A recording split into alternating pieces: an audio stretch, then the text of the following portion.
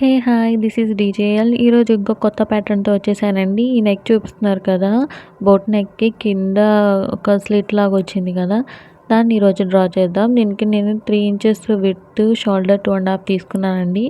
Neck deep వచ్చేసేసి 6 తీసుకున్నాను. దీనికి ఇప్పుడు 6 మార్క్స్ చేసుకుందాం. 6 మార్క్స్ చేసుకున్న తర్వాత దీనికి హాఫ్ 3 ఇంచెస్ తీసుకున్నాను. హాఫ్కి ఇప్పుడు ఇక్కడ మార్కింగ్ చేసేసుకుందాం. ఈ మార్కింగ్ చేసుకున్న తర్వాత ఇప్పుడు మనకి కింద స్లిట్ వచ్చింది కదా, ఆ స్లిట్ని ఒక పావు ఇంచ్ గ్యాప్తో అక్కడ కూడా మార్క్ చేసేసుకుందాం. చూడండి 2 బాక్సులు రెడీ అయిపోయాయి కదా. ఇప్పుడు పైన మనం రౌండ్ నెక్ ఇచ్చుకోవాలి కదా, దానికి ఒక హాఫ్ ఇంచ్ గ్యాప్తో నేను రౌండ్ నెక్ ఇచ్చేస్తున్నాను. చూడండి రౌండ్ నెక్ ఇచ్చేసిన తర్వాత కట్ చేసేసుకుందాం. మళ్ళీ నీట్గా మార్కింగ్ చేసేసుకుంటున్నానండి. చూడండి ఇప్పుడు ఇది నెక్ ప్యాటర్న్ని కట్ చేసేసుకుందాం. చూడండి ఇలా కట్ చేసుకున్న తర్వాత ముందు మనం ఈ నెక్ ప్యాటర్న్ కనుక మన డ్రెస్సులకి స్టిచ్ చేసుకోవాలంటే ఖచ్చితంగా క్యాన్వాస్ యూజ్ చేయాలండి. ఎందుకంటే ఆ స్లిట్ వచ్చింది సరిగ్గా రాదనమాట మనం నార్మల్ క్లాత్తో తిప్పినప్పుడు.